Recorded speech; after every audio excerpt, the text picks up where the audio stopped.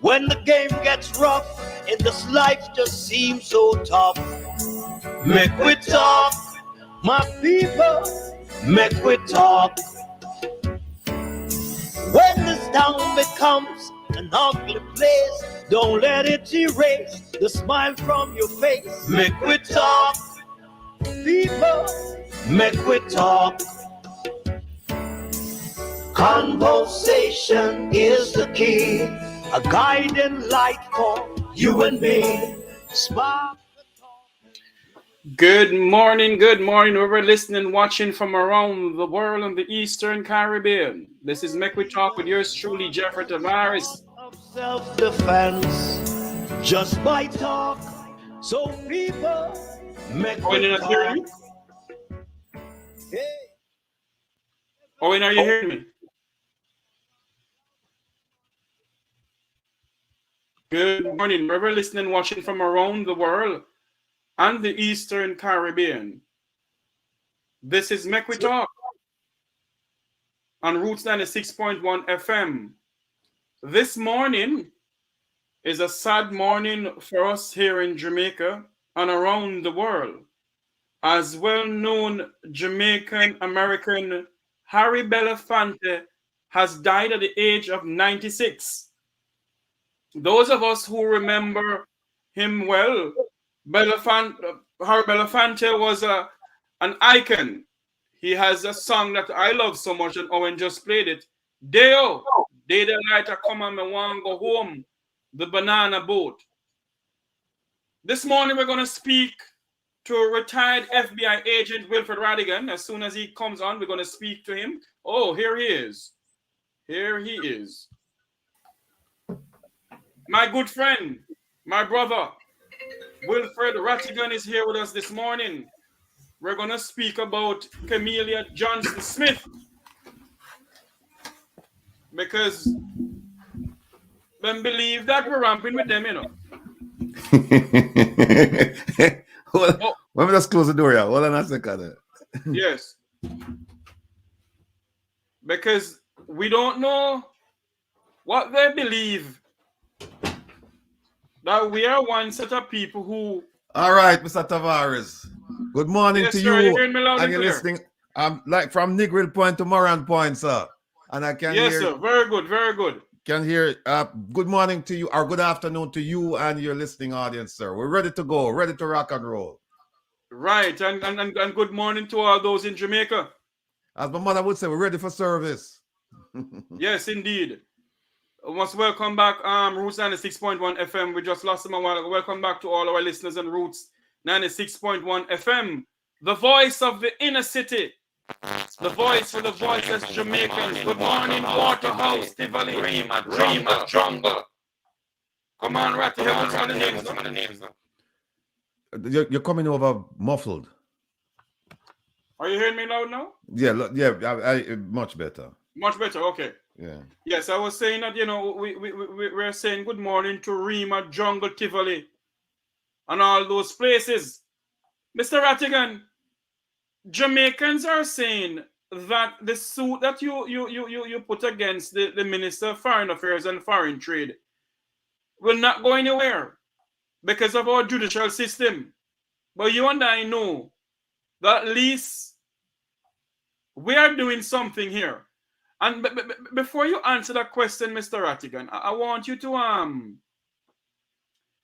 tell the people of our country and those who are listening in layman terms, not in the highfalutin, fliblambarang and fundamental and democratical and iconocratical. Yeah. But tell the people why you decide to do this. Well, again, good morning. Reason why I decided to do this, very, very simple. It's based on good governance. It's based on transparency. It's based on accountability. We cannot continue to allow our government officials to willy-nilly skirt the rules, flaunt the rules, do whatever they want to do, and then we just take it as a normal occurrence. We normalize their behavior. If we talk about corruption, and I'm not saying that the minister is corrupt. In fact, I have no indication that she's corrupt. I don't think she's corrupt. But if we have indication of wrongdoing, malfeasance of office, corruption, whatever, we need to speak out. And when I say speak out, not speak within our groups, but we need to speak out to the wider community. And that includes the court system. Now, I don't think this is a frequent action of the Jamaican population to bring their officials before the bar of justice. I think this is very uncommon, and that's why it's getting so much airplay, because this is something this is not an everyday occurrence, but it's something that is necessary, because if we're going to hold our leaders accountable, then we need to start someplace. First, we talk to them, and they don't listen. And then what do we do at that point? Demonstrate, and they don't listen. And what we do after that, we're supposed to vote them out. But for a variety of reasons, we don't. So now, here's another avenue, which is to take them before the bar of justice and have them account for their actions. So that's it. In a nutshell, a law was broken, in my estimation. A law was broken and administrative regulations weren't followed. And that's all we're asking the court to do. We're asking the court to say that this is the case, that we're not asking for money. We're not asking the court to force anybody to do anything. We're not doing any of that. This is a very novel lawsuit. It's just saying, Judge, here is the evidence that the minister didn't file. We need, at least didn't file on or before March 30th with the Ministry of Finance. And so all we're asking you to make that declaration. And that's it. You gave me a video that I need to play. Yes, because sir. you know, there's an old Jamaican saying, when fire there must tail and think a cool breeze here. For far too long, the people of this country sit down and allow these politicians to get away with things. But some Jamaicans in the diaspora and in Jamaica decide to rise up and say to them, enough is enough. Mr. Rattigan, I'm going to dig deeper in this because we don't have enough time here. I don't know if Mr. Rattigan can stay over with me. I will. There you go. Because we have to dig deeper in this. We're going to play a video that the goodly lady went on the national TV station in Jamaica. And this is what she said. Let me get it all up here. I have to go into certain and things. what your viewers are going to see and hear is where the minister talks about the reason why Jamaica did it. Because before you start it, let's just contextualize it. Let's set it up so that people understand what we're looking at. Right, go ahead. What happened is that in early last year, Jamaica and the rest of the CARICOM, they had a consensus. They had an agreement.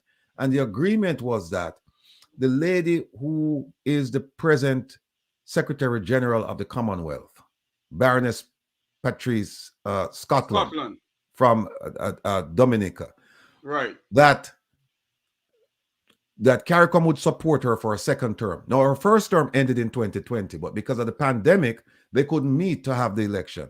So the first time they were going to meet was 2022. Now, the way it works in CARICOM is that if you are the Secretary General, it's only for one term, for 4 years. But if you want a second term, they'll give you a second term.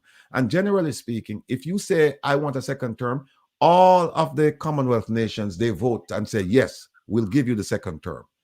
It's only one time in history it's happened where the person who had the office and asked for a second term was challenged, and the person won the challenge. One time in the history of the Commonwealth. So this is the second time now. So that's the context. The context is Jamaica was part of the CARICOM consensus that, yes, we're going to support this person. And then in April, Jamaica decided, no, you know what? The hell with the consensus. We're going to field our own candidate. And so what you're going to hear in the beginning of the interview, you're going to hear at some point, you're going to hear why Jamaica decided to break ranks and go it alone and put this lady out as their candidate. Okay. Let us go into it now and let us listen to what she said on the interview here.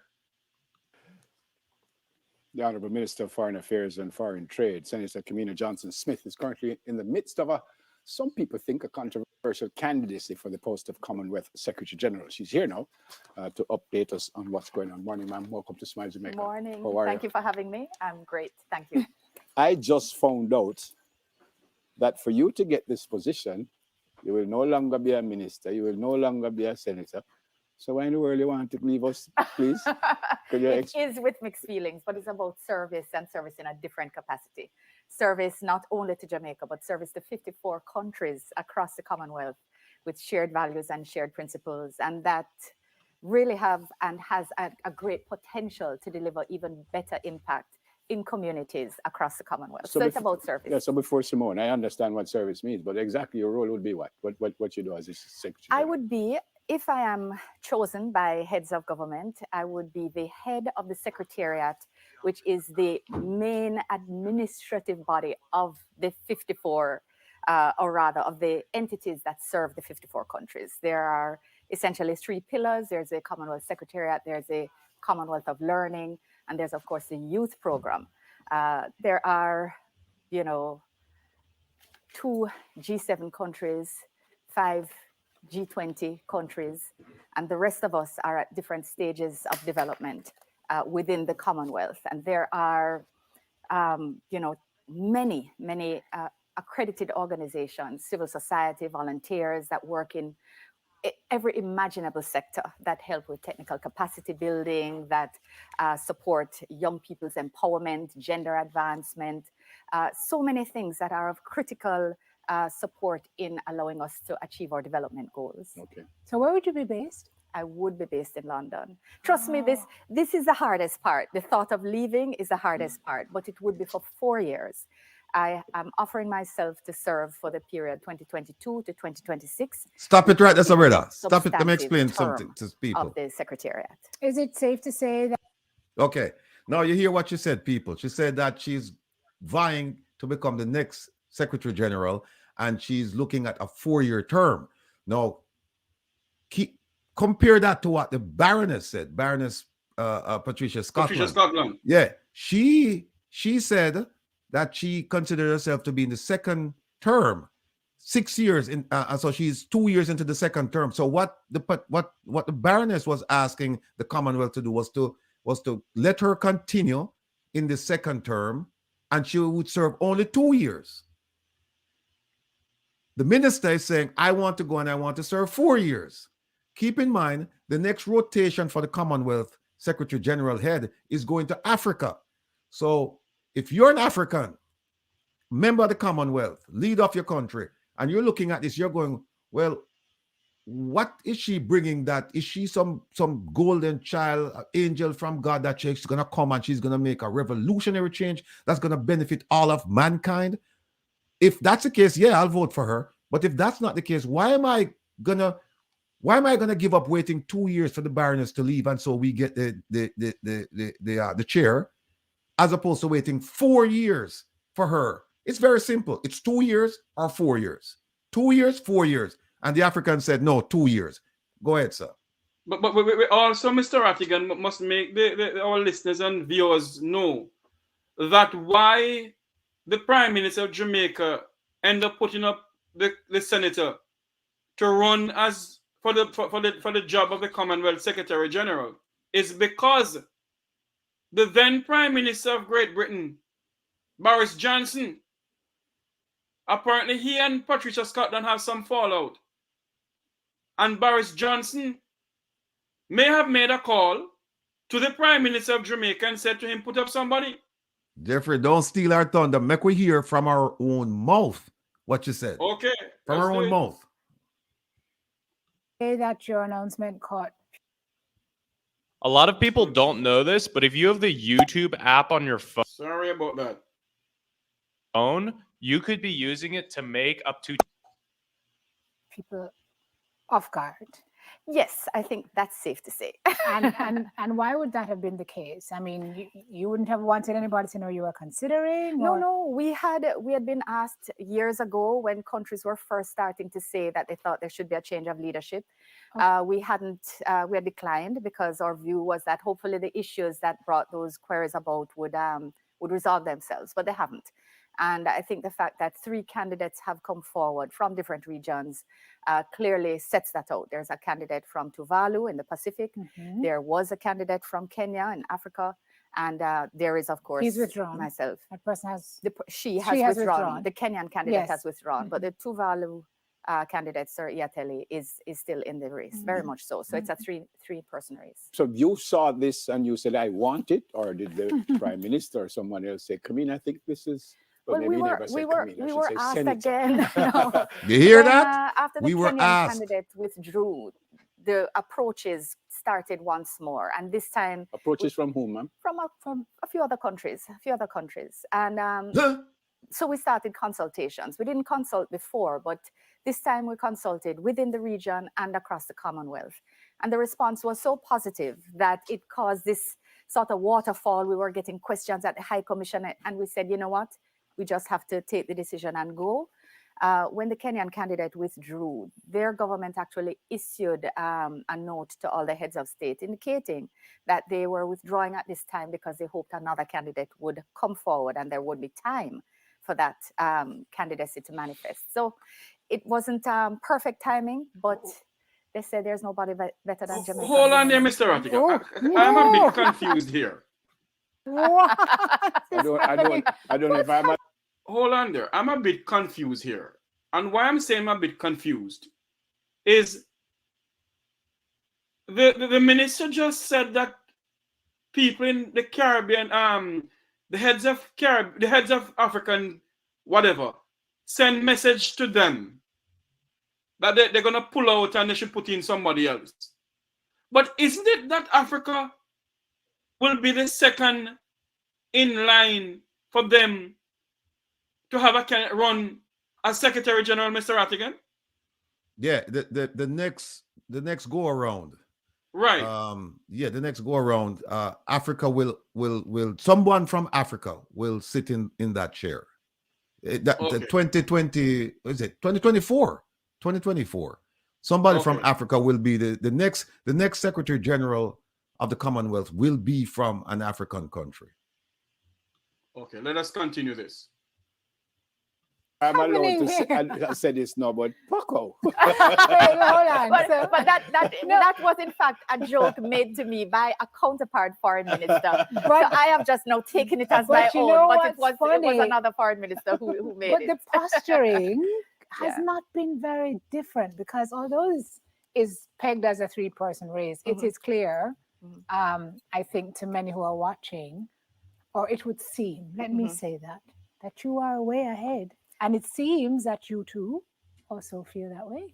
Well, it's going very well. I don't take anything for granted. I mean, it's 54 heads of state, 54 heads of government who make this decision. So there could be shifting sands. But I will say unequivocally that the response to my candidacy has been so positive and so encouraging. I think that it is in part because of the experience that I have had across the political space. In the multilateral space, I've served as president of the ACP Council, presiding over the securing of our mandate for the new development agreement through which we get our development funds. That is across Africa, Caribbean, and the Pacific. I've served as chair of CARI Forum, opening the post-Brexit trade agreement discussions from 2017. I started those. We got the agreement in 2019. I've served as chair of the CARICOM Council of Foreign Relations. I've served as chair of CARICOM Council on Trade and Economic Development. I mean, we currently serve as coordinator within the WTO for the ACP, that is 79 countries again, and many of whom are Commonwealth countries. So I have been operating at building bridges, negotiating across the piece. So you think you're the best candidate? I think that many countries happily think so. One country doesn't. I don't know if he has changed his mind, but Prime Minister Gaston Brown from Antigua and Barbuda actually said your move was a monumental error. Whilst I'm not asking you to think for him, do you know why he would say that? I had a conversation with him about this. We had a great meeting when I was in Ghana for the Agri-Invest Forum just a few weeks ago. And we I don't want to share our conversation, Right. Fair enough. but how it has been taken in the media is not exactly how he meant it. He's actually very All very right, Jeffrey, complimentary of my Yes. capacity go and to my abilities. 11 minutes and And 30 seconds into I the would interview. say that maybe Okay. media can ask the him for interest another of comment time, at another time. What about Baroness Patricia Scotland, who was urging you to even withdraw your candidacy? Well, I've preferred not to focus on You got, the yeah, keep going. incumbency as part of my campaign. Keep I going. focus on my vision, Keep going. what Jamaica brings to the table through Stop my right there. person, No, you're going what too far. we Come have back, come done back, come back. historically, what I Come back. have done, Stop and right what there, we sir. wish to do for the Play it now. Most men don't know Oh, this, Jesus. but this is the best way to increase stiffness when she needs you in 2023. It is something completely different. Really doesn't. No, I don't want anybody On explaining. camera. I'm not even No. going to wait till we break. No, I I'm not don't. sorry to. No, watch no. Oh, Watch no. Father of Okay, God. pay attention, people. I'm sit down. So, and them say, why I'm sit down? So I said, me Because and the he's Secretary General and his friend. Yeah. Would you guys allow me to say something, even though it's not? You didn't ask me the question. Please. Because it's something that bothered me when I woke up this morning. I understand that people were asking questions about the funding of the campaign. And I was a little surprised about that because it's something I had publicly answered previously in a radio interview a few weeks ago, that the campaign is a Jamaican campaign funded by the government of Jamaica. No other government has contributed any finances to this campaign. It is Jamaican. And my travel is absorbed within the Ministry of Foreign Affairs that has a budget for these things, as I've been blending the campaign along with work that I would normally do as Minister of Foreign Affairs and Foreign Trade. So we will report on the expenditure after the campaign, because it's a little early in the stage to do so now. But there are no secrets. There's no attempt to hide anything. And, I hope people will not seek to characterize it that way. And politicians right. mustn't be always. They can't stop it, Just Esther, say, no. "Gonna go." But hold on there now. The minister said that there's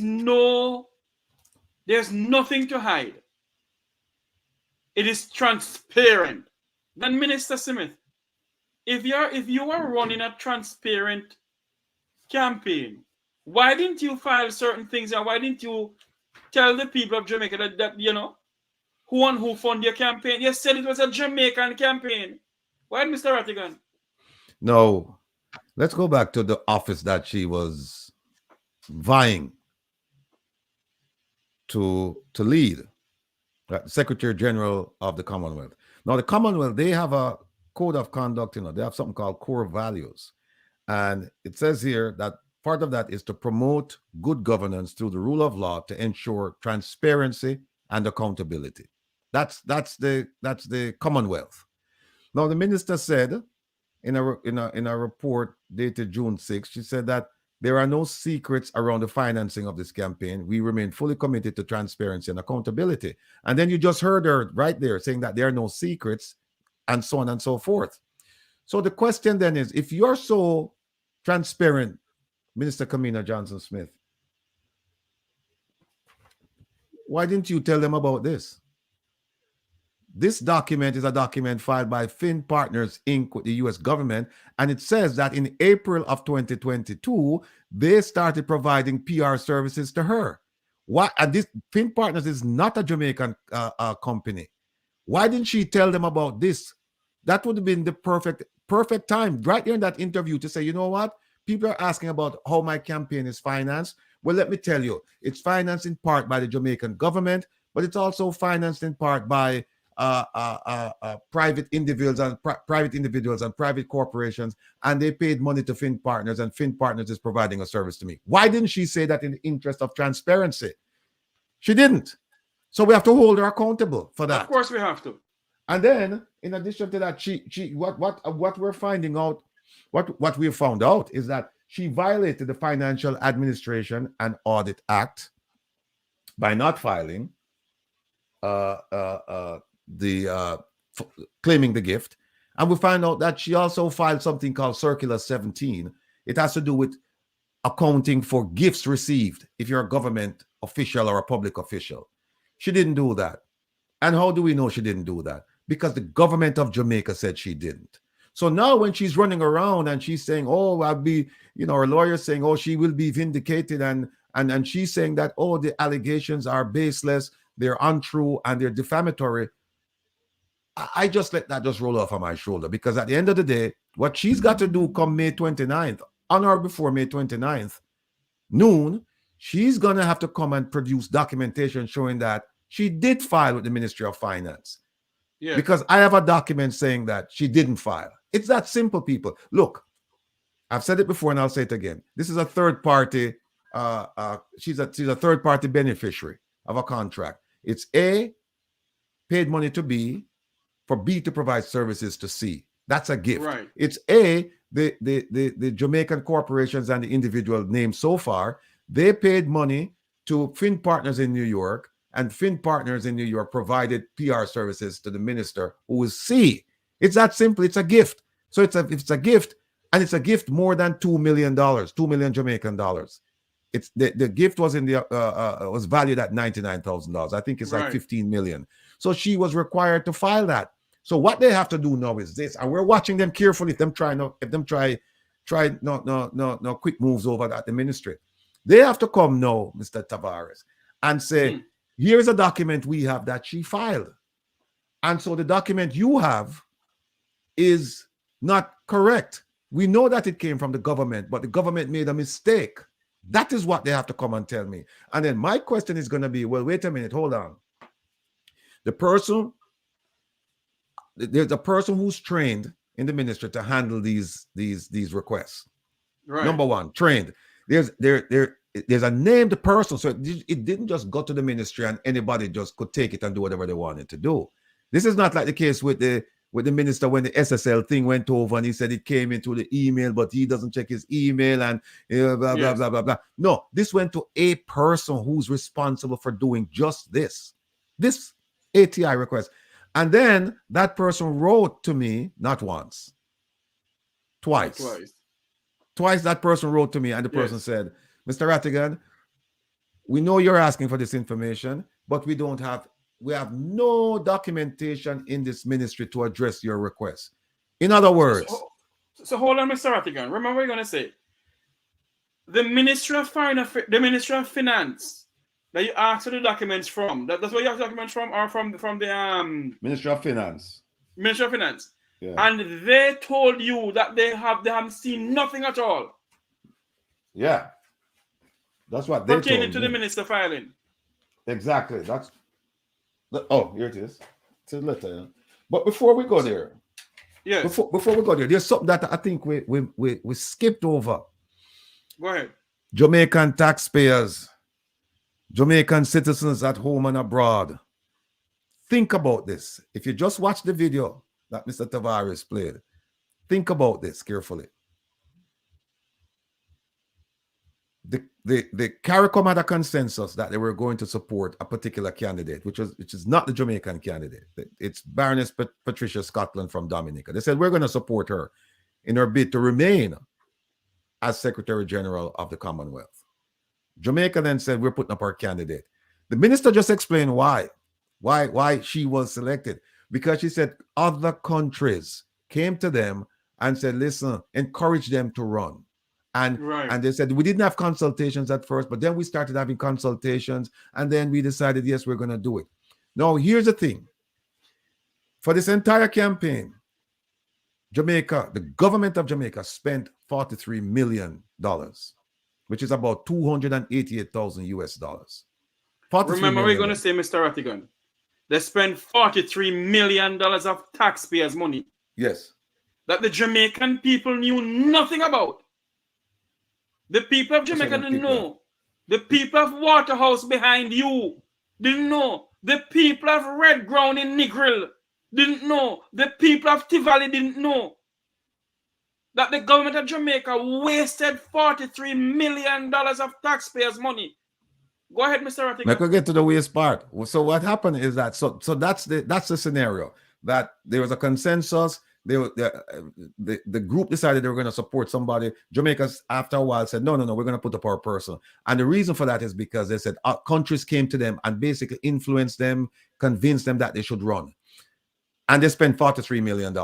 And today, they have nothing to show for it. Now, let me ask you this, taxpayers. Let me ask you this. Taxpayers and and Jamaicans who were not even paying taxes, but concerned about the welfare of the country. Why would you allow a country to come to you and tell you what to do and them don't help you finance it? Hold on, Mr. Rattigan. We're going to take a quick commercial break. Remember, we're going to say Wilfred Rattigan. Remember exactly what we're going to say. We'll be right back on Make We Talk here on Roots 96.1 FM and also on the Make We Talk Jeffrey Tavares YouTube channel. We'll be right back because we're going to dig deeper in this.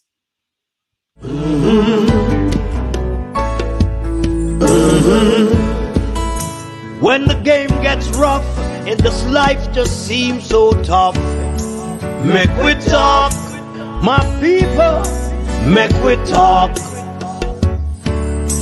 When this town becomes an ugly place, don't let it erase the smile from your face. Make we talk, people, make we talk.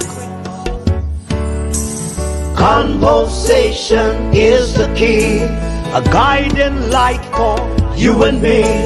Spark a talk and you will see. Conflict solver A to Z. World leaders master the art of self-defense just by talk. So people, make we talk. Hey, we're living in a world that on ourselves we must depend. Make we talk, people. Do you need graphic design services? Or maybe you need branding for your business?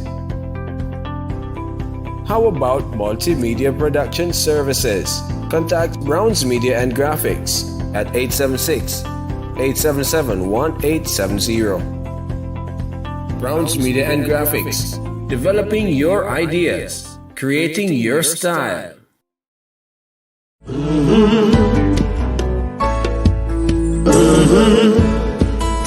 When the game gets rough and this life just seems so tough, make we talk, my people, make we talk. When this town becomes an ugly place, don't let it erase the smile from your face. Make we talk, people, make we.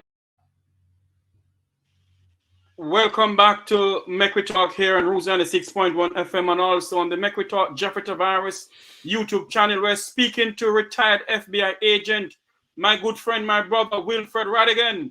We're speaking about the lawsuit against Camellia Johnson Smith. Mr. Rattigan, you're making a point before we take the commercial break. Go ahead, sir.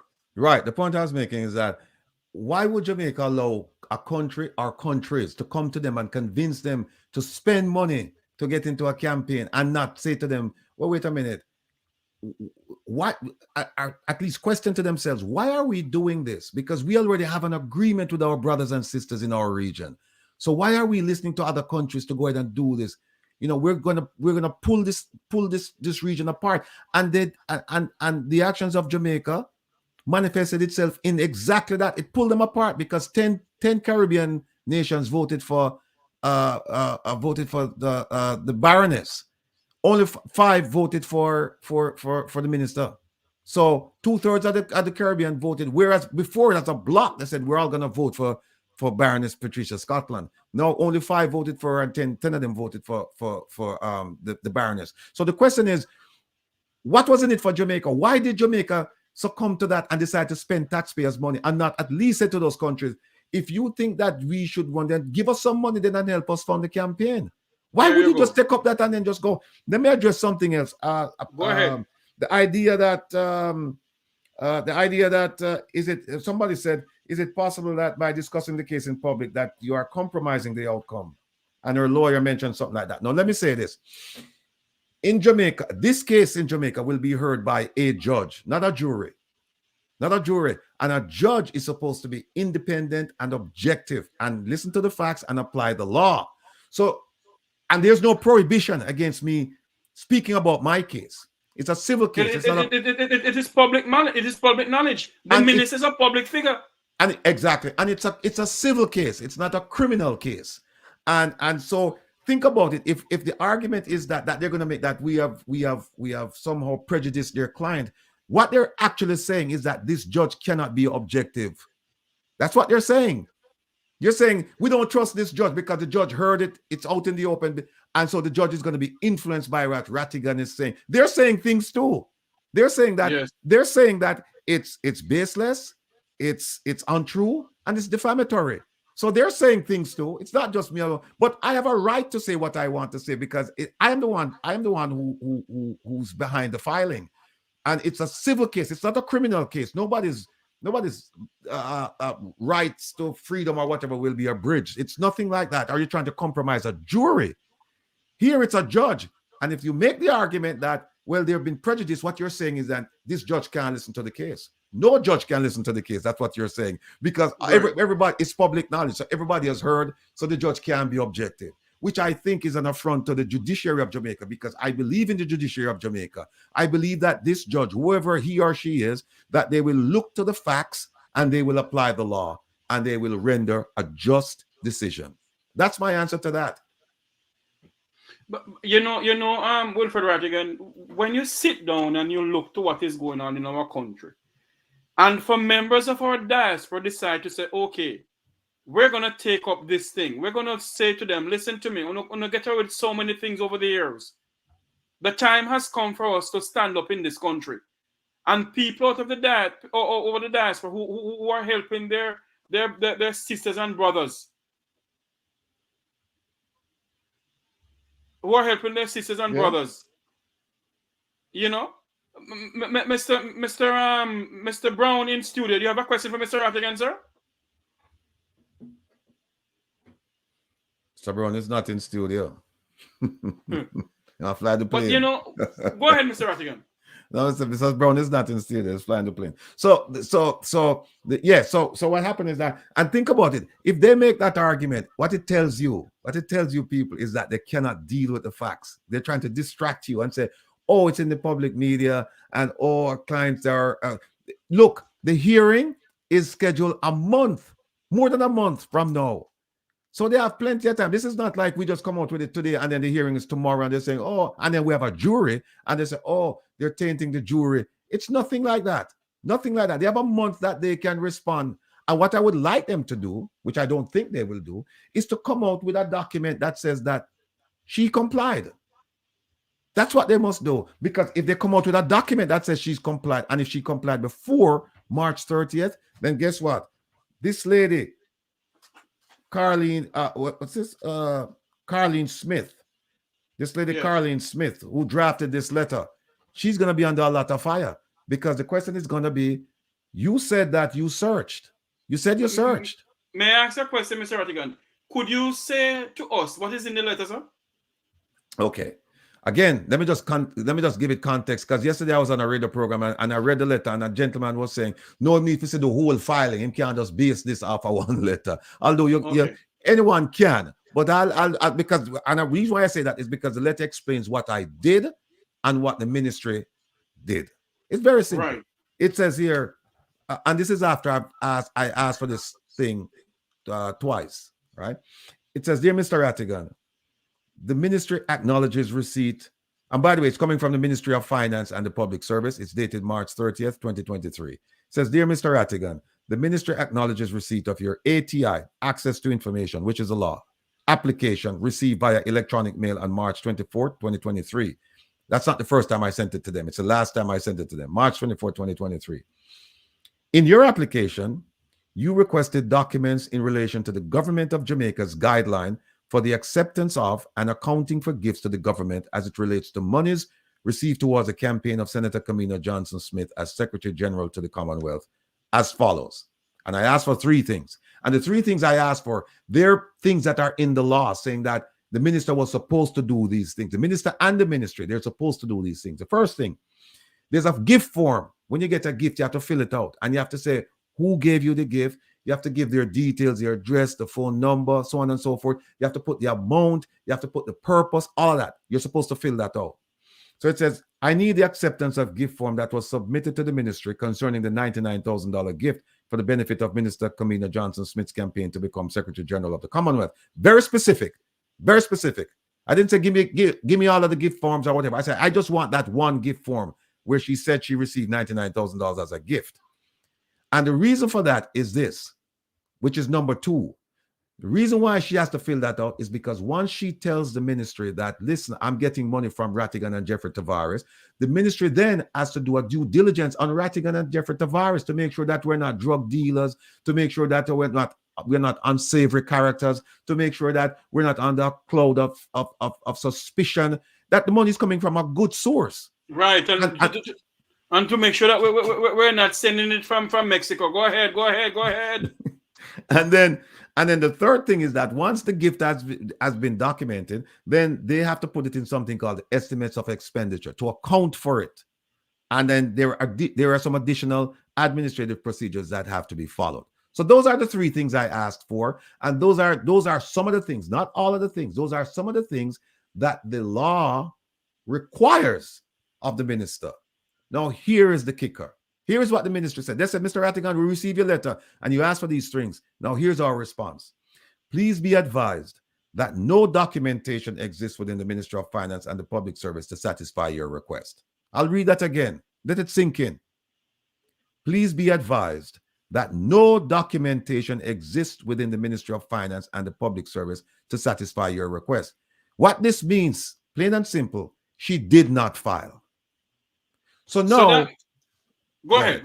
So now, the minister and their team of lawyers, we only have one lawyer, and that's the law boss, Sophia Bryan, right out of New Kingston. What they have to, and I'm used to the David rule, because at one point I remember I'd sued the U.S. government, and it was just me and my lawyer and a paralegal, and they had 12 lawyers on the other side, and we prevailed in that thing. So the whole team and thing like that with the man, it don't faze me. They know. But hold on, Mr. The question must be asked: is who paying her lawyer? Is it taxpayers paying her lawyer? That's a very good question. They need to tell the people of this country. And then another question that must be asked is who paid Finn? We know that so far Musan Corporation, our group of companies, we know that Grace, and we know that Keith Duncan, we know that they made contributions. But I'm talking about who actually paid Finn. Was it the minister who paid Finn $33,000 each month, beginning in April, ending in June? Who paid Finn directly? We don't know.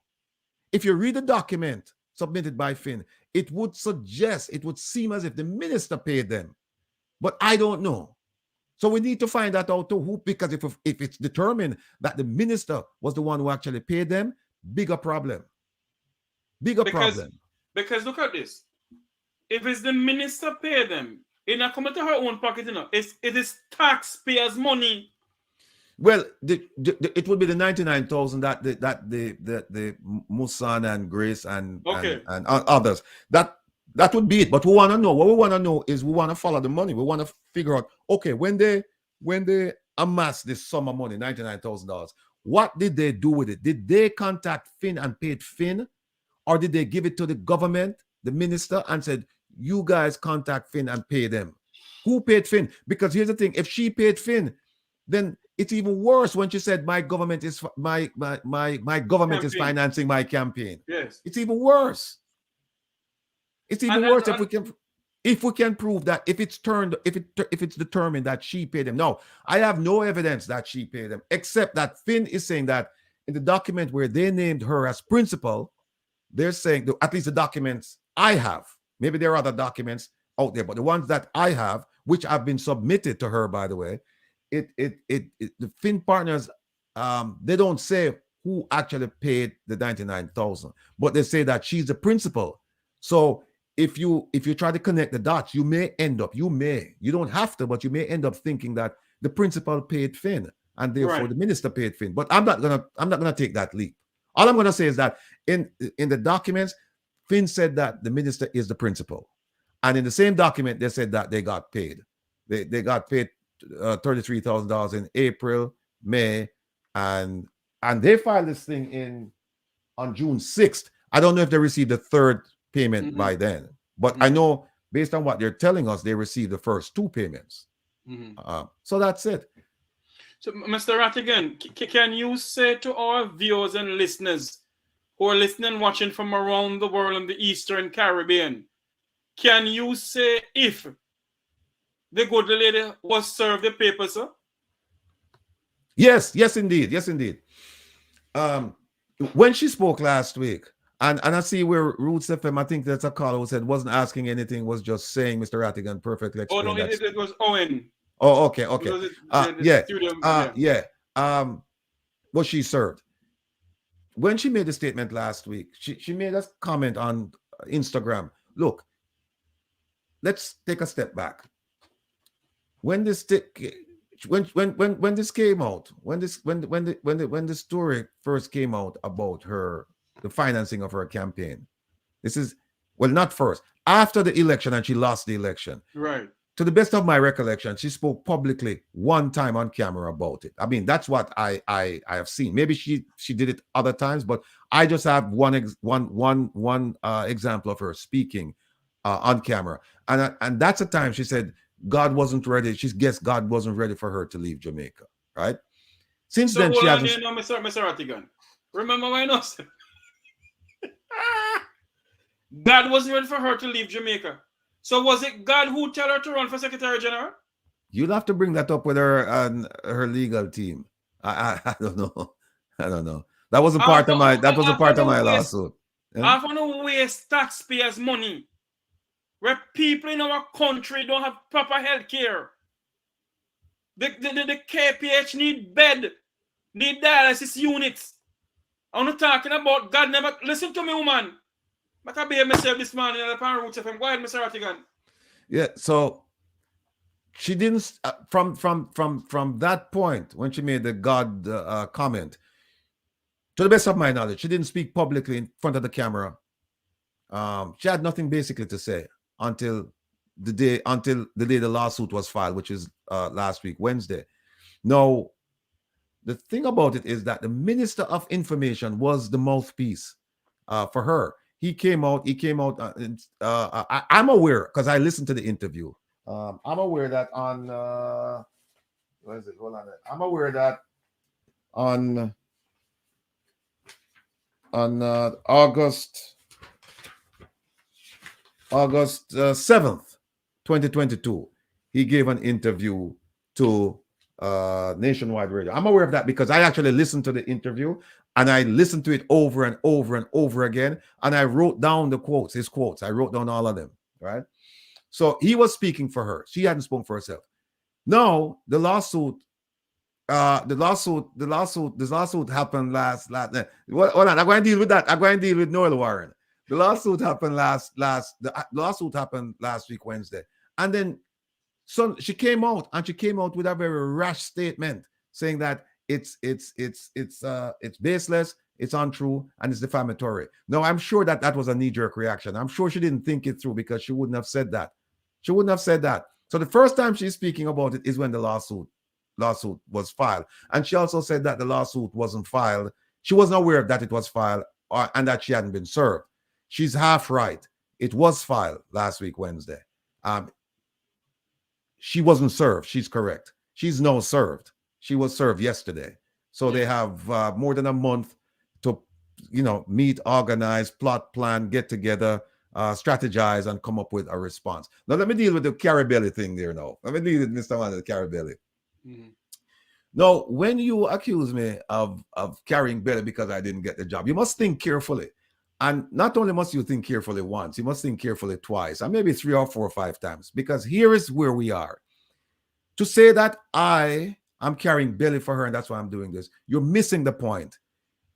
Because the question I have to ask you, the issue on the table is, did she file? Not whether me carry belly for her, is whether or not she filed, right? And so the answer whether or not she filed has nothing to do with me carry belly for her, whether I'm carrying belly for her or not. It has absolutely nothing. The question we talk about, and I'm sure that same man there, Warren, I think that's his name. Yes. I'm sure he's probably one of them who sat down to answer, there's too much corruption in Jamaica. Everybody agrees with that. In fact, 70% of Jamaica said that when polled said that they're living 70% of the people polled in Jamaica said that they're living in a corrupt country. So it's not just me. I'm sure Mr. Warren probably feels the same way. So here's the deal now, Mr. Warren.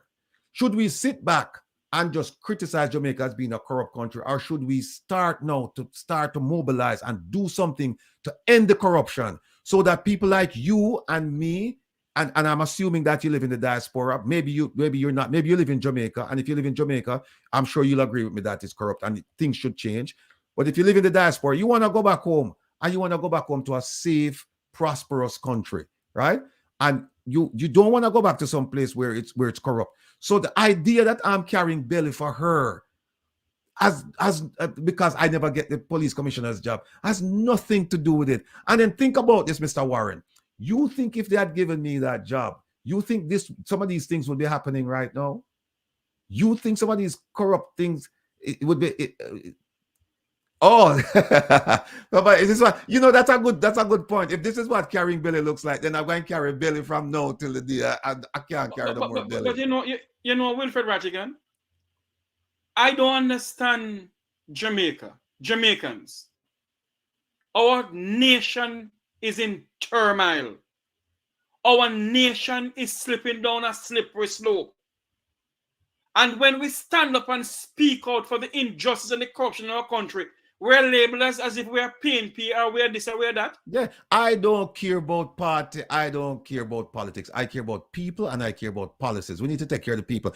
Mr. Warren, let me just throw this out to him.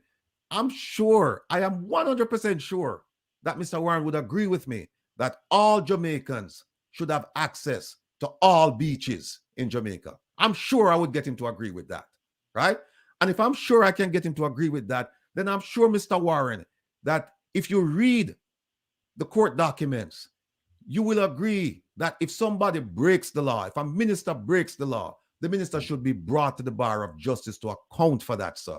We shouldn't let them get away. So take your personal feelings about me and my belly. Take that out and just look at what I've filed. Look at the documentation. And what you should be focused on is this a plausible lawsuit? Is he telling lies here? Is this something that should be filed? That's what you should be looking at. Look at my affidavit. Look at the notice. Also, look at the documents provided by Fin Partners. Look at the law, the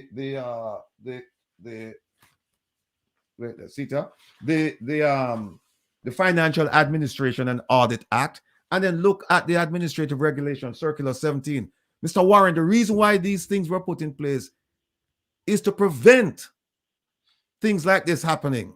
That's what just happened, because the government is saying, look, we're transparent. We need to know what is going on with our politicians. We don't want people taking gifts under the table, because you know what happens, Mr. Warren, when people start taking gifts on the table? Favors start to be granted. And that's where the corruption is. And we want to stop that.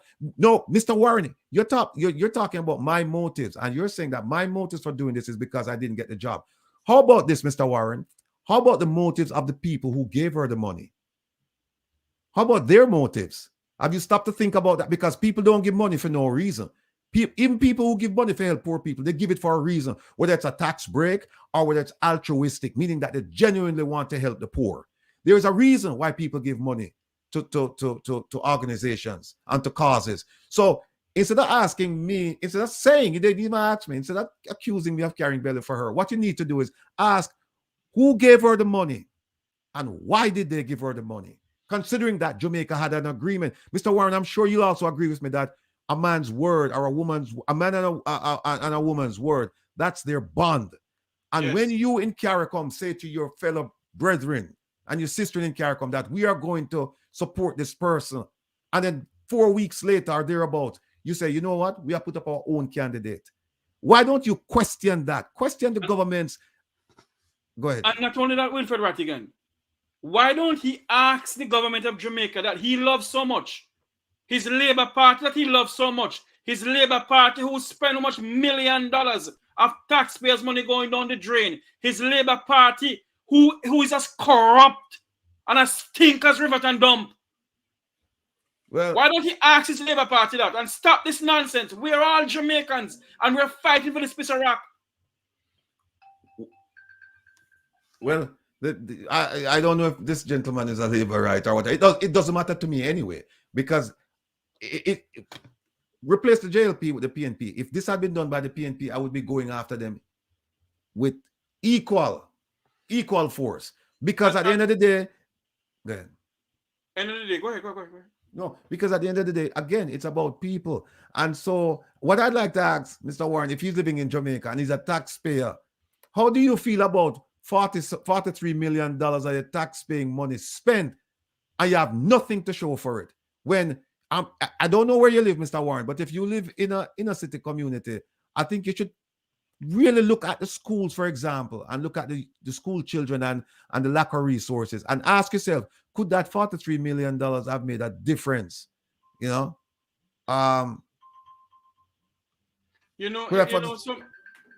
something, Wilfred Rattigan, we don't have enough time on Roots FM, but we're gonna continue on the channel for an hour or so. But let me say something before I come off Roots FM.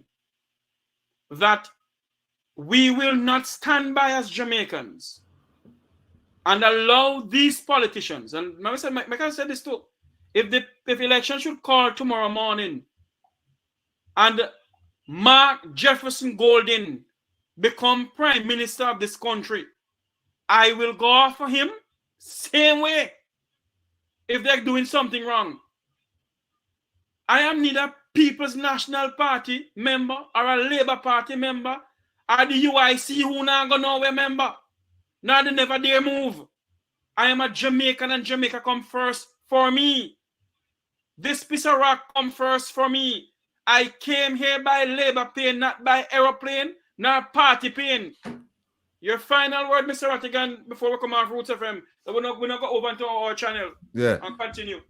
People, I just want everybody in Jamaica to understand this. When you look at Rattigan, look at somebody doesn't care about party, doesn't care about politics.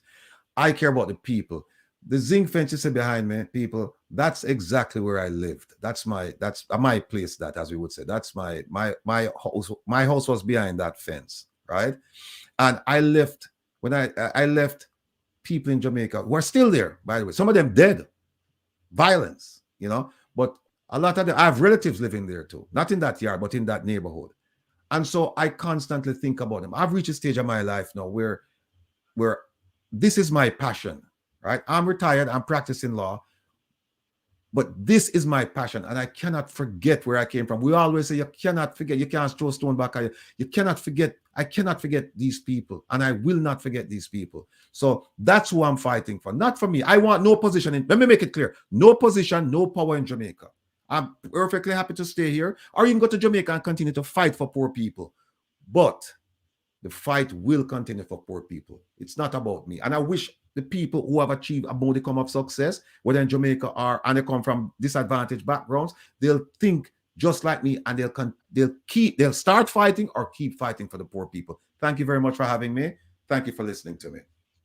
We are not going anywhere. We're just saying goodbye to Roots 6.1 FM. But let I say this before I go. I have a minute to go.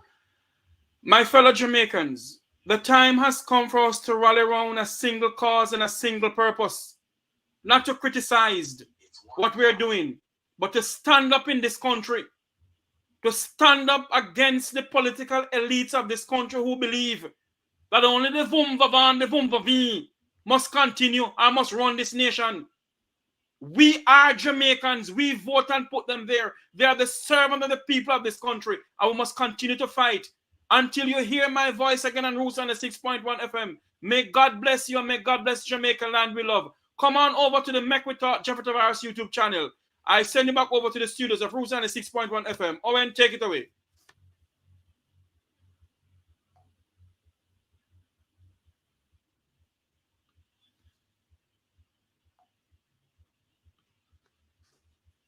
Mr. Rattigan, welcome back. Yes, sir. We're gonna continue this. And yeah. Like we're unfiltered over here. Let me make something clear to someone over here. And all who say about the talk about we must be the carry belly. You know why we're carrying belly? Because our nation going down. Our nation is knocking behind El Salvador, Sri Lanka, and Haiti's back door. This nation was the gem of the Caribbean at one point. Do your history and realize that Jamaica was the gem of the Caribbean. This nation was the gem of the Caribbean. And look at it now. 2 million Jamaicans go to the bed hungry at night.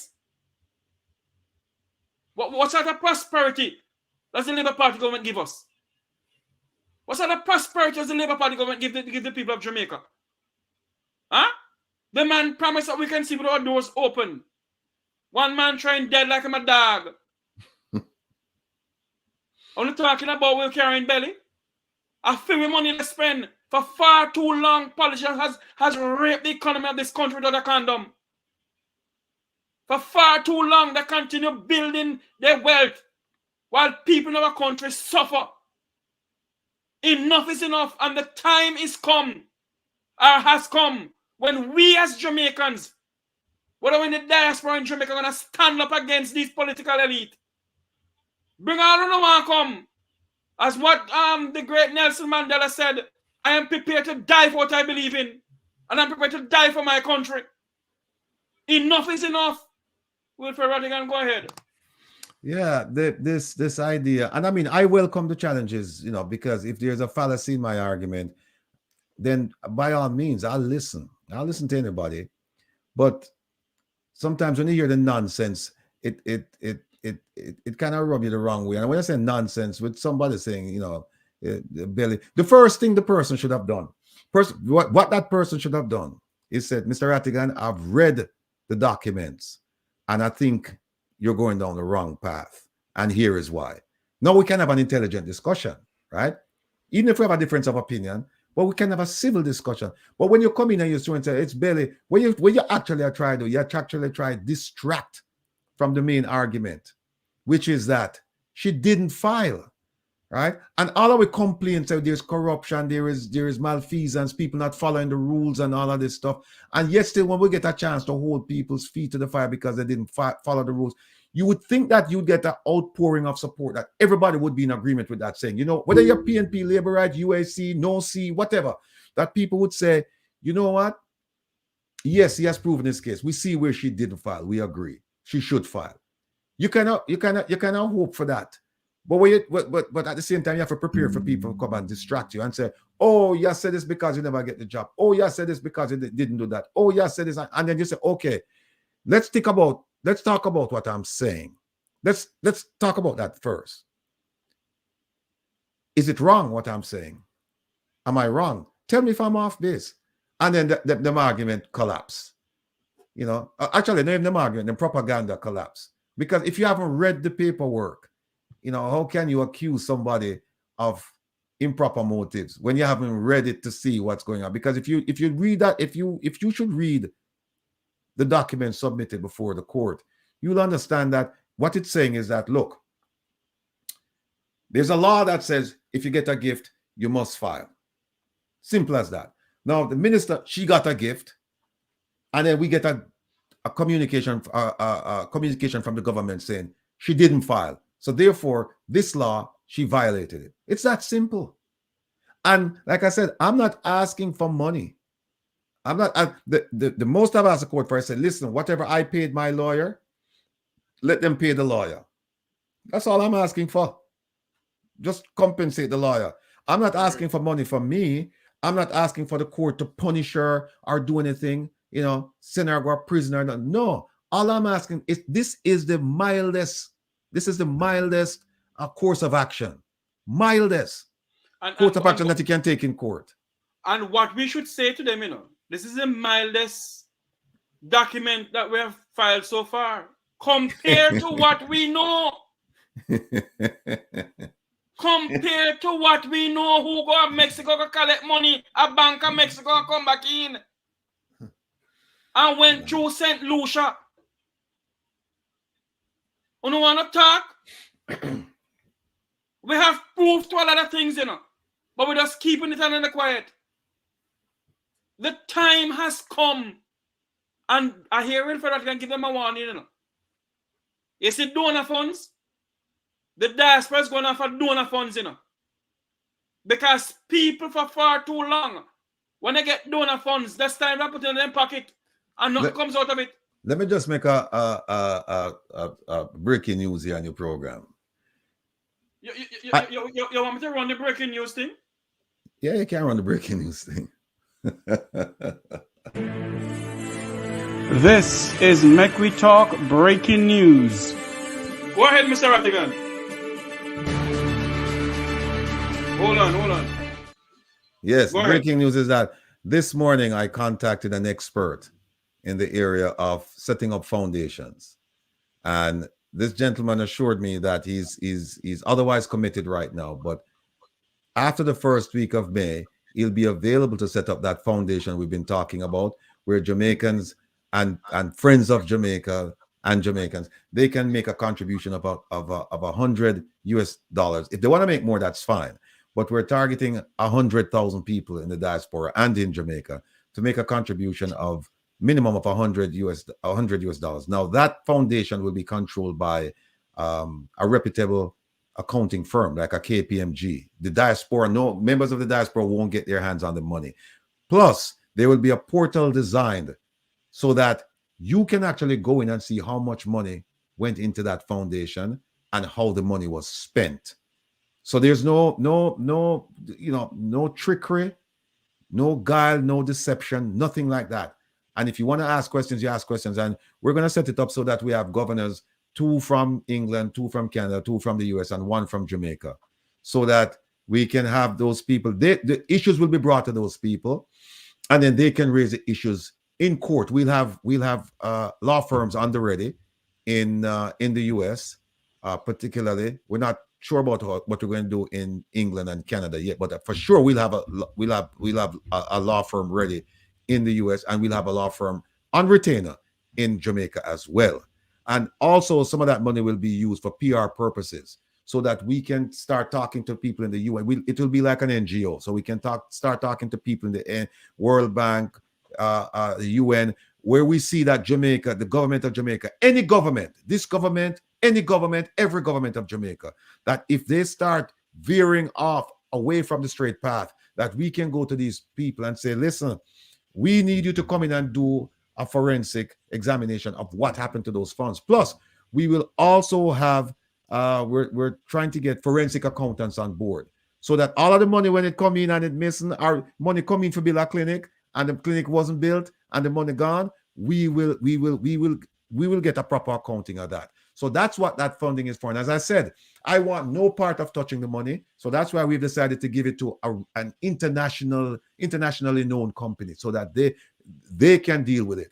And I'm telling you, this is going to be a game changer, because the Jamaican government, this government, any government, every government, they will start shaking at the knees and doing the right thing when they know that we have a war chest of a minimum of $10 million to go after them. You see the lawsuit that happened in Florida recently, where the people, some people in Barbados, they lost their land to the government. Yes. And they sued and they got a judgment of $261 million. Those are the things that we're trying to do. Find ways where we can establish jurisdiction in the US, because guess what happened?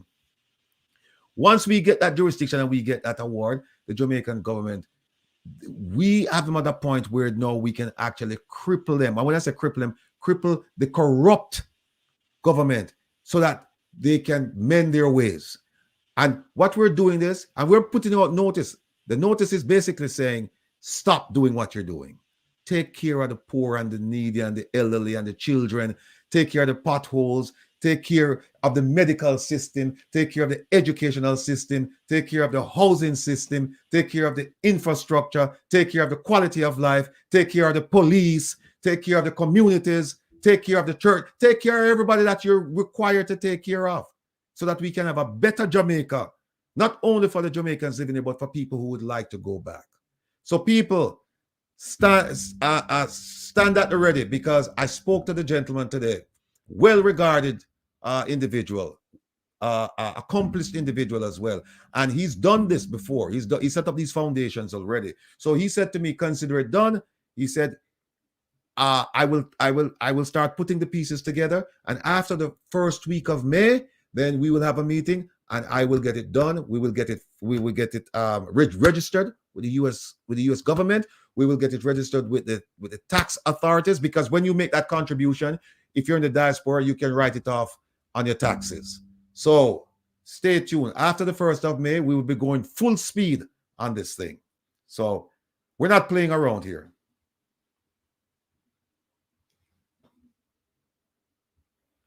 Jeffrey, can't hear you.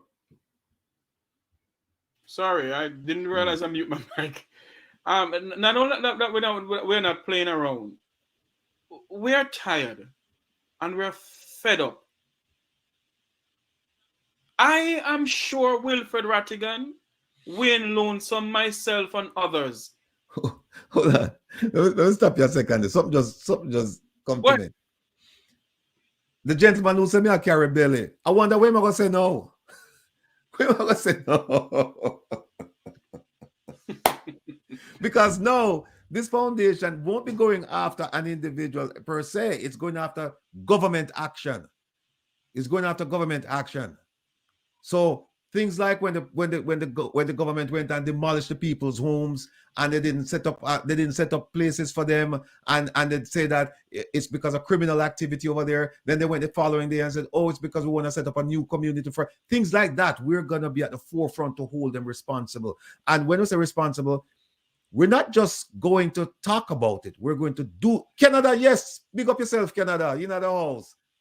Yeah, Canada involved. It's Canada, the UK. We're trying to get two, and right now we're just in the preliminary stages. We're trying to get 2 governors from Canada, the UK, and the US, and 1 from Jamaica. So we have an unequal number, because they're going to have to vote. People will bring the issues to them and say, this is how we'd like to spend the money. And then what they'll have to decide, okay, all right, fine, we approve it. And then they will contact KPMG and say, KPMG, release the funds to this, right? Or in the instance where we have law firms on retainer, then the governors can contact the law firms and say, listen, we need you to file an action against the government of Jamaica or a minister in Jamaica or a public official in Jamaica for this, and here is file a complaint and move forward with the action in court. So that's what we're planning to do. And we need to, Mr. Rattigan, because there's a well-known gentleman who retired from Parliament, who owned lands in St. Thomas, and he can't tell the people of Jamaica where we get the lands them from. Things like that. There's a member of my own family, and I giving the lands authority of this country a warning. There's a member of my own family who have lands in Trelawney, who government that try to thief the land from her. You think we don't know what they want? And let me just say this, and it's connected. This piece, it might seem a little bit disconnected, but it's connected. The Jamaican government formed something called the Global Jamaica Diaspora Council in 2020. Right? They formed an organization for us in the diaspora. We didn't form it for ourselves. And they, in that first year, they appointed most of the members, at least the ones in America. Right. They appointed a lot of them, right? Even in Canada and even in Canada and London too. Yeah, especially the Youth Council, because they have 2 organizations. They have the Jamaica Global Jamaica Diaspora Council and the Global Jamaica Youth or Diaspora Youth Council. Tall P, you're up in the thing, man. Don't worry yourself, man. You're up in the thing, and this is what I like, because you say when you speak up, then you of course we'll get you included, because here's what happened. We don't have all the answers here now, and we're not going to proclaim that we have all the answers. The listeners, we need your input, and when you see us going down the wrong path, we need you to help us to make. Help us to make a course correction, because we're just like you. We're humans and we're going to make mistakes. So we need you to help us to act within the guardrails, right? Go with your money, Jeffrey. But here's the thing. Before you say anything, Ratty, say these are the people who make me want to fight more for my country. They make you laugh. Sometimes they make you cry. But most of the time they make you laugh like anything. Yeah. You know, and I appreciate them. I appreciate every single one of you on this platform. Yeah. Thank you. Thank you. Thank you. Thank you. Go ahead, Wilfred. Yeah. So they set up this organization. Because there was an organization before, you know, and it was run by diaspora members. And my understanding is that their contact in Jamaica was at UA. And the primary purpose was for people who wanted to go back to Jamaica. They could like link them up with a job, for example. Like if a architect wanted to go back, then they could make arrangements for people for returning residents, right? Then this government took it up and said, okay, we're gonna have an office dealing with diaspora issues, and they have people. They have at least one person I'm aware of at the embassy in Washington D.C. who's responsible for diaspora issues. So now what we have is an organization called the Global Jamaica Diaspora Council that's controlled by the Jamaican government. Now, there's a legal issue associated with that. They're supposed to file, put it this way, they're supposed to make inquiries to find out if they're required to file under the Foreign Agents Registration Act if they live in the U.S. for dealing with a foreign government, because the U.S. considers every government except the U.S. government a foreign government, right? And they have a law that says if you're dealing with a foreign government, you have to and you live in America, you're a U.S. person, you have to report that to us so that we can monitor and figure out what's going on. I don't know if they've done that. In fact, it may appear it would appear as if they haven't done that. But here's the thing: I reached out to the Northeast representative.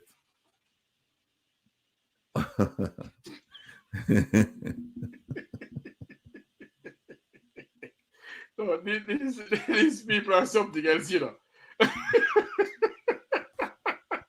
Right, sir. Go ahead, Atta. Go ahead. No, it sounds like we're supposed to call Bella and say, Bella, you shouldn't kick the bucket before you give money. I'm gonna tell Yo-Yo, you know, and the time I hear from Yo-Yo, I'm gonna ask her, why is that you people asking for Yo-Yo and me? Go ahead, Ratty. Yeah. So what happened is that we have representatives all over the U.S. Well, actually, all over the globe, right? But primarily to Canada, the UK, and the US.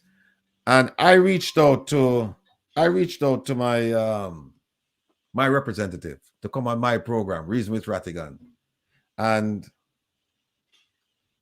the young lady said yes. She said she would come, all right. And she would come on May 6th, Saturday, May 6th. And then, yes. Eh?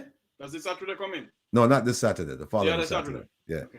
And then she sent me a letter, an email yesterday, and it's quite troubling. And I need you folks to hear what she said. Now, keep in mind, she represents the Northeast.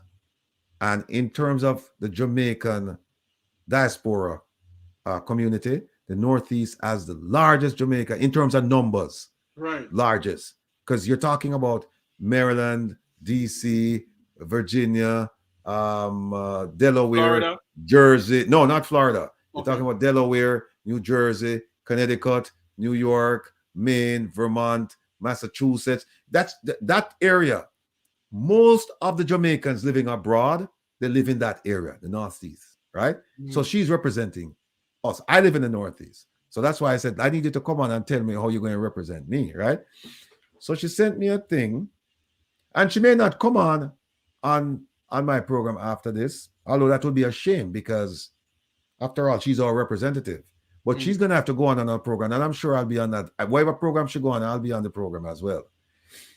And she said, greetings, hope all is well. Unfortunately, at this time, I will have to reschedule our discussion for May 6th. I was advised. No, if you're the representative, the Northeast representative, you don't need no advice from nobody because you are our representative. So she said, I was advised by whom? She didn't say. To wait for the completion of the onboarding and transition process. What onboarding and transition process? What you talking about? I have no idea. And it says, that being the case, if there are any immediate community concerns, please have the individuals contact me directly. I look forward to this discussion. So I wrote her back and I said, no worries. I said, when will the onboard and transition process be completed? In fact, I should have asked her what is, and then when will it be completed? But anyway, she said, listen to this. I am currently waiting on the Ministry of Foreign Affairs and Foreign Trade to finalize that part. So in other words, they told her not to come on your program. Yeah, them control our representative people. You want to believe that? And that is why we now have to tell the people in the diaspora, only too political, and we must start the political and organize ourselves. Rally around what we're talking about. Get donation in what we're talking about. We need $10 million for the Jamaican government or any other government. We want that into a fund, not controlled by Wilfred Rattigan, no. and Jeffrey Tavares, or Wayne Lonesome, or Herb Nelson Jr., or Herbert Nelson, and something there. We don't want that. What we want is something. This is serious. No, follow me.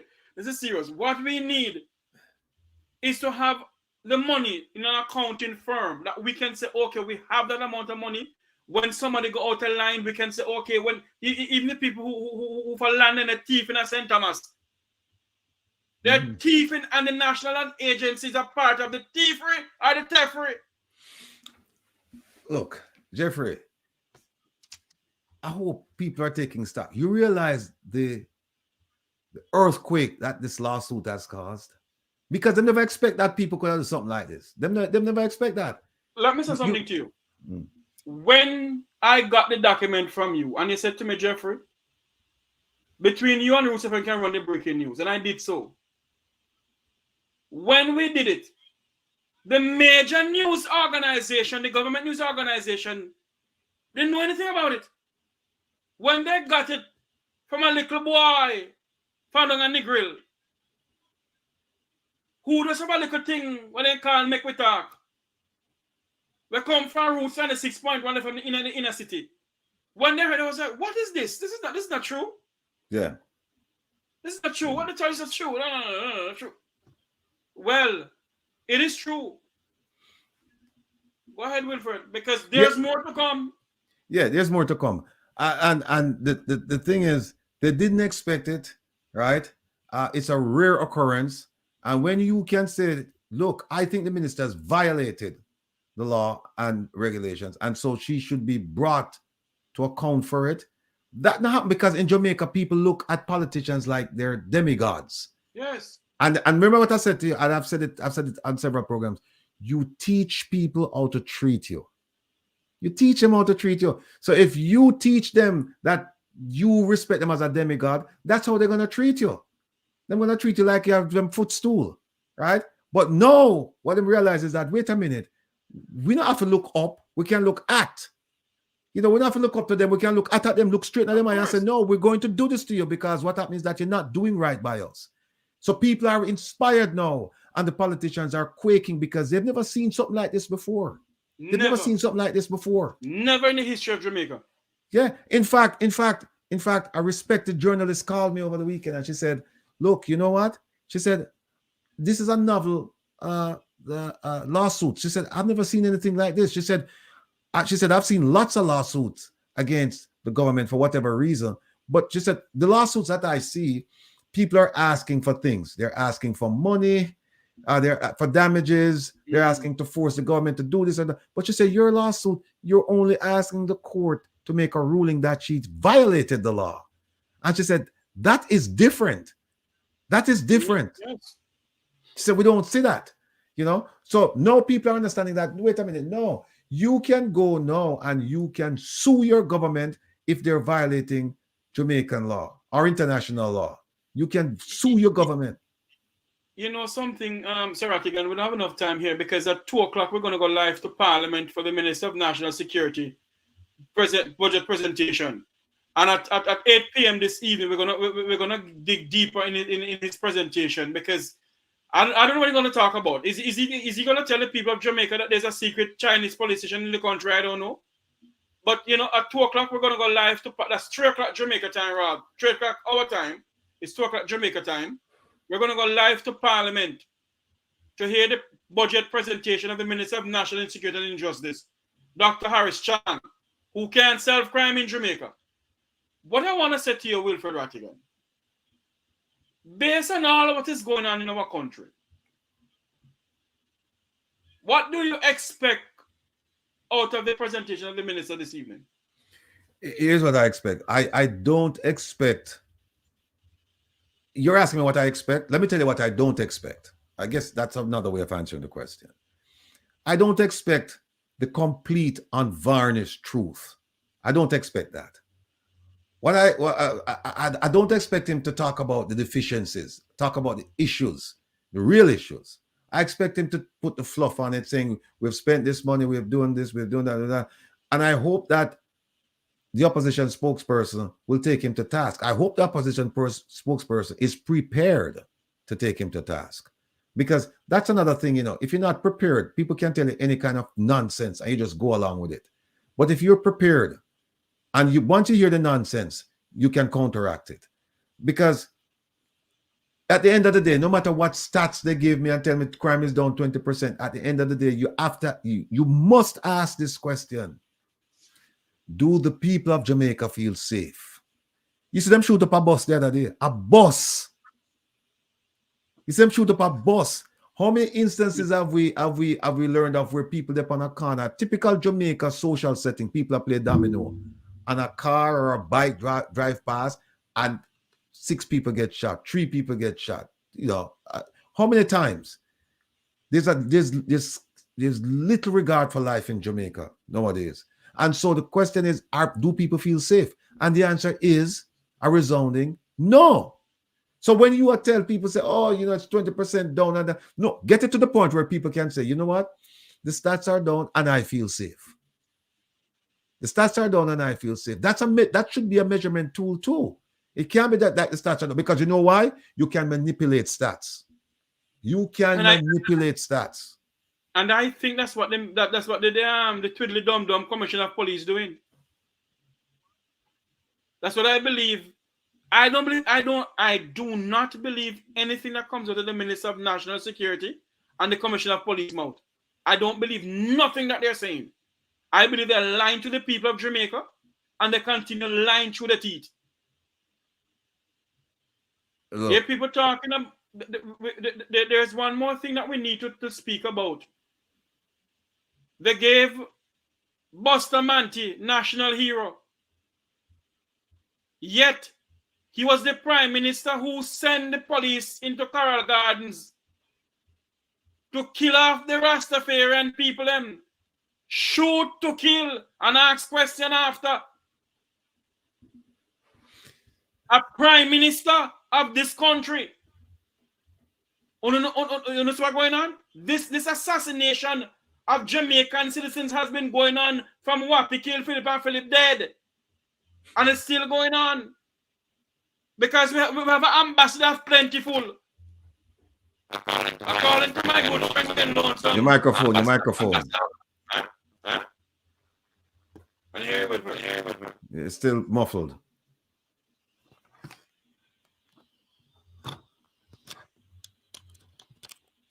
You hear me properly now? Yes, much better. Yes. I was saying that we have an ambassador of plentiful, Ambassador Lampile. Because he need to tell the people of Jamaica, why did he send 100 soldiers up to Keith Clark home to assassinate a Jamaican and Jamaican style? And nothing comes out of it. You see what's going on in this country? Bustamante sent police to kill off the Rastafarians in Coral Gardens, and he was named national hero. Huh? I don't know the answer to this question, but can you rescind national hero status once it's conferred? Once you give somebody national hero status, and if you come up with derogatory information that, let's say, for example, this person was a mass murderer or something like that, can you rescind it? I think we can. I'm not sure. Let me not say anything about it. I'm not sure. We have to look into it. Okay. Maybe them. Jeffrey, you're killing me. No, but it's the truth. The prime minister want a spot to give Rocky Mead. And what he give him? Ambassador of Plentiful, because I can't pronounce the ambassador again, Wilfred Rattigan. Oh, plenipotentiary. Man, me cuss bad what is it, because I can't pronounce that. Yeah, and that's a very powerful position because that person can make agreements on Jamaica's behalf without anybody, without any consultation with anybody. So that means that the ambassador ambassador Plentiful. Plenipotentiary. Me cuss bad this evening. The ambassador of Plentiful. He can go to the rebels in Colombia and say, okay, I'm gonna come take over Jamaica. And nobody knows anything about it. It's an all-powerful position. It's an all-powerful position. As what our good friend Ambassador Curtis Ward said, that Jamaica is the only country that appoint an ambassador to themselves. Nobody else does it. Yeah, let me just take this time to interrupt you and address a concern. One of the persons in the live chat said that my only concern is the tendency for documents to be doctored, backdated, etc. Next thing, the ministry find the filings. That's a good point. That's a good point. And we're prepared for it because here's how we're going to look at it now. We're going to look at it from several angles. One is, I have a document here that says that as of March 30th, right? As of March 30th, there was no filing. So if they come up with a document after March 30th, then it means I'm right, that there was no filing as of March 30th. And it also means that had I not pursued the matter, they probably wouldn't have filed. That's the easy case. The more intriguing and difficult case is when they come with a document dated before March 30th, as you said in the chat room. How do we handle that?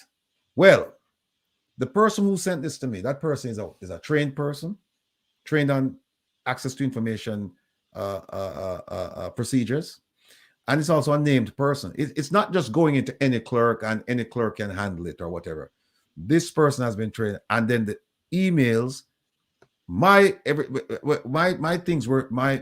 requests were sent directly to that person, and that person had the occasion to conduct a very thorough search of the records over at the Ministry of Finance. And that person wrote to me twice, not once, twice. She sent me this document. And if you look at what this person said, she said, she didn't say that at this point in time, we can't find any records to, if she had said we can't find any records to substantiate your request, then they could come back and say, oh, we found records, but that would be after the fact. If she come back and say, well, we have found something now, right? And it's dated before March 30th. Then we're going to have a serious problems, because here's what she said. She didn't say that we conducted a search and we couldn't find anything. She said no documentation exists. No means none, right? So that means they did a complete search. And apparently they did this search more than once, because she sent the letter to me twice. She sent it one time to me to notify me, and she sent it another time to confirm what she had previously told me. So well, on a second. So what's going to happen now is that they're going to have to throw this lady under the bus and said she sent out a document to me that she shouldn't have because she didn't do a proper search. So you know what happened now? They're going to have to move that person, right? No, wouldn't it be if them touch this woman here? What's her name? Carlene Smith, and I have another person, two or three people there. If they move them people here, we will get in touch with them people and get the real story. Because all we want them people to say is that, look, these things were not there, and then overnight the thing them show up. But if those things show up overnight, Wilfred Rattigan, based on Jamaican law, because you're a lawyer and I think you know a little about Jamaican law, being a Jamaican citizen and you study law. I only study how to chat. Based on that, don't you think that if that happened and the judge find out all of that, and say for instance that they find all that, and the judge decides, say, okay, there's nothing there to proceed with this case, what then can we do? If the judge said there's nothing there to proceed with this case, Yes. There are lots of other things you can do. You can then file again and ask for a writ of mandamus, and then try and force them to do something. Procedurally, there are things that you can do. And not only that, think about it. Because now we know we're fighting this not only in one court, we're fighting this in two courts. We're fighting this in the court of law, and we're fighting this in the court of public opinion. Yes. Can you imagine the outrage when people say, well, wait a minute, the ministry said she didn't file. So how can the judge say that, well, I'm not going to issue anything, go away from here. I'm not going to issue anything. How? Can you imagine what's going to happen? I don't think the judge is going to do that, because I am inclined to believe that the judges are competent, or the judge who's going to be listening to this is competent and objective, and is going to issue a fair decision. Jeffrey Tavares, Angela. Jeffrey Tavares. And Jeffrey know for reach for morning, noon, and night, birthday, holiday, every day. Jeffrey know for reach. And if Angela, if you're in Jamaica, go through Roots FM. You can get our number through Roots FM. Right. My number through Roots FM. So, and then let me just remind the public as well as the government something I learned a long time ago in the FBI. If more than one person know about it, it's not a secret. So if you backdate and you put in, more than one person will be involved in that. Yes. And we are going to find out. And when we find out, if that is the case, and we find out, they'll be held to pay. But Mr. Rattigan, the illustrious minister of misinformation, and when I say the illustrious minister, he's a blatant liar, and he misinformed the people of this country every single day. He came on national radio and tell the people of this country, when the person drill him, he ended up telling the people of this country only 2 persons, but they can't call the other people the name.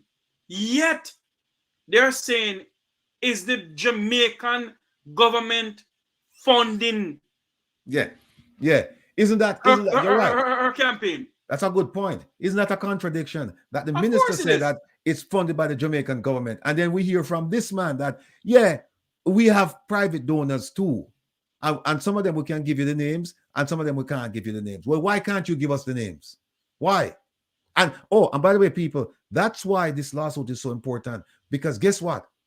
She has to file. She must file. And when she files, guess what we're going to say? We're going to say all of the names them.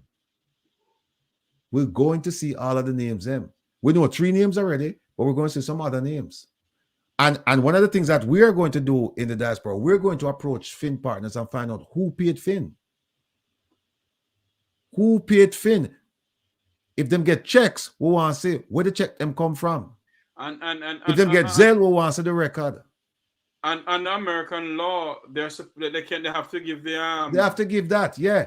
Yes. And under Jamaican law too, they have to give it, because this is not something that falls within. They have 9 exceptions to the Access to Information Act. So you can ask the government, any government agency for information from the in the position of the government, right? But there are 9 exceptions that they can use and say, well, we can't give it to you. That's not one of them. If you ask who paid, or better yet, you didn't have to ask who paid, because if you ask who paid, they might tell you that, well, they can't tell you that somebody else paid. Just ask, did the government pay Finn? Who in the government paid Finn? Right? And then if they work it on that angle, then we can work it on the other angle, which says, under the Freedom of Information Act, Finn, we want to know who paid you from the on the Jamaican side. Who paid you? Was it the Jamaican government who paid you, or was it private individuals? And if they're private individuals, who are these individuals who paid you? We need to know. We must know. You can't hide it.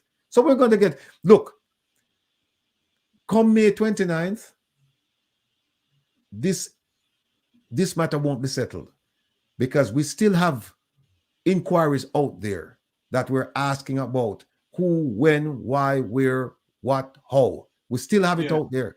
And some of this information is going to come in trickling later on. So this story is not going to die. Between now and then, this story is going to be, running as it's gonna have legs. It has legs already. And even after the 29th, here's how this thing can be put to bed. For the minister to come out and say, you know what, Mr. Rattigan, you're right. I did not file. And it was an oversight on my behalf. And I apologize to you and the Jamaican people for putting you through this. You're right. Because once that's done, guess what? The lawsuit over. Because that's what I'm asking the judge to say. Yes. So if she says that, and I hope you're listening to me. If she says, I did not file, sir, and I apologize, because to me, when somebody apologizes, my only duty at that point is to accept it and move on and forget about it, right? Now, if there are ancillary issues, if there are other issues associated with it, then we have to investigate that as well. But once the person says, look, I made a mistake, I'm sorry, and I will make the filing now, then all I have to do at that point is say, I accept your apology, let me see the filing. Right. Let me see who name you put on the document. That's all. Right. And then what I have to do at that point, I have to withdraw the lawsuit. So they have until May 29, or they can put up with this nonsense, trying to besmirch my reputation and coming up with stuff saying it's not true and that they're going to fight this vigorously. Fight what vigorously? You cannot defend the indefensible. Because you look like an idiot. You cannot defend the indefensible. The facts are there. This is not me saying Jeffrey Tavares told me that his auntie said that the minister did not file. This is not about that. Here's what this is about. This is about Finn partners saying that they provided a gift. This is about the ministry saying that. This is about the ministry saying that the minister did not file the gift. And this is the law that says she should have filed the gift. Very simple case. Very, very simple. This doesn't need no witness testimony for people come in and say, well, me did hear say and me did believe say and John did tell me say and no. And the judge has all of these documents in front of him. And for those of you who have the document, all I ask you to do is, it's 70 pages, but a lot of it is like forms that the minister has to fill out in response to the claim. All I ask you to do is just look at my affidavit in that document, look at the Finn Partners document, look at the financial audit law, just a few pages, look at circular number 17, just a few pages, and then go to the very last page, page 70, and look at what the government of Jamaica said. That's all. Yes. And for the person who said, I carry belly, that's advice for you too. Just go look at my affidavit, look at the Finn Partners document, look at the Financial Audit Act, look at circular number 17, and then look at the very last page in that document, page 70, and you see what the Jamaican government told me about what the minister did not do. That's all. And at that end, we're going to come to the end of this program because we got to go live to the presentation by you know who. And at 8 p.m., I don't know if Mr. Rattigan can join us back here at 8 p.m. tonight. I don't know. Maybe he can. I'll try, but I have some courses that I'm trying to finish up. I have 3 days left. Oh, yes. I think 3 days left, and I have like 10 courses to do. So that's why. Yeah. Angela, get in contact with Roots 96.1 FM in Jamaica. They can give you my number. Or you can give them your number, and then I can get in contact with you. Wilfred Rattigan, your final word before you go. People, when you hear something, don't believe the hype. Get to the source. And as far as this is concerned, don't believe the hype with people talking. Whenever people tell you something negative about me or about the filing, it may be true. May very well be true. Or may not be true. So what I'm asking you to do is go to the source itself. I'm freely available. You can ask me any question. I have nothing to hide. Ask me the question or take a look at the documents. And then once you've done that, once you've done your homework, then you and I can have a reasonable discussion. But the innuendos and the incredible remarks without any basis or anything like that, it's hard for me to have a conversation with you on that level. Because then I'm going to ask you, did you read the documents? And if your answer is no, then at that point, it becomes a teachable moment for me. So now you have to sit there and swallow your pride, swallow your spit, and listen to everything I have to say. And then we don't get the kind of conversation that I want, because I want people to challenge me on the things I've said and what I've written, and said, Mr. Rattigan, you said this, but I have a different viewpoint. I think you're wrong here, and here's why. No, that's what I'm looking for. That's how we should engage. But in this idle talk, it's hard for me to engage. So go to the source when you hear information, and the sources are readily available. And also watch the space. Watch Jeffrey Tavares' show. Watch the Wayne Lonesome show. Watch the Andre show. Watch my show, right? Watch people like Herb Nelson and the Captain Francis. Watch us, and here's why I'm asking you to watch us. Watch us on the things that we're providing to you in terms of education. We're trying to educate people about things that are going on that they don't know about. But at the same time, we're open to being taught by you. It's a two-way street. So don't think that we're here as saviors and we come to just dump information on you. And no, challenge us, listen to us, ask us questions, engage with us. And at the same time, just pay attention. Pay attention to what we're saying, because we're not trying to spin anything around here. We're not spin masters. We're not spinning anything around here. Everything that we're telling you, it's absolute truth. And stay in touch for the foundation, and stay in touch because we have some more lawsuits in the works. And what we're doing with our lawsuits, we're not just going to file lawsuits willy-nilly. And no lawsuit is going to be filed until we have the proof, the evidence that we can bring to the Jamaican people and the courts to say, look, here it is. We're saying A, here's the proof. So just stay tuned. And at the same time, keep us in your prayers, because nobody is immune from that. Thank you very much, Jeffrey. And hopefully I can join you later. I won't promise you, but I'll try. Yes. Right. Wilfred Rattigan, thank you very much for coming on. Until you hear our voice again, may God bless you. May God bless our island home of ours, Jamaica land we love. Until 2 o'clock, or 3 o'clock rather, when you get the live feed from the Parliament, and also at 8 p.m. when you rejoin us back here. Have a good day. Everyone, and Angela, get in contact with the Rose 96.1 FM, and they'll give you my number. Wilfred, we'll talk later. All right, take care. All right, bye-bye.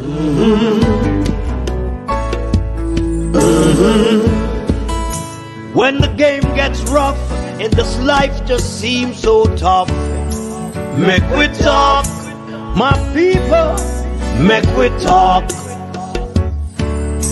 When this town becomes an ugly place, don't let it erase the smile from your face. Make we talk, people, make we talk.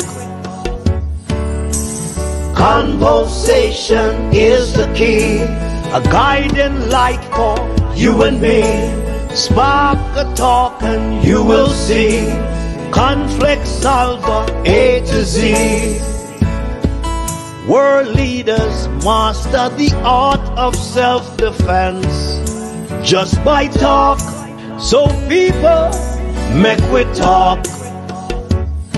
Hey, we're living in a world that on ourselves we must depend. Make we talk. Do you need graphic design services? Or maybe you need branding for your business? How about multimedia production services? Contact Browns Media and Graphics at 876-877-1870. Browns Media and Graphics, developing your ideas, creating your style.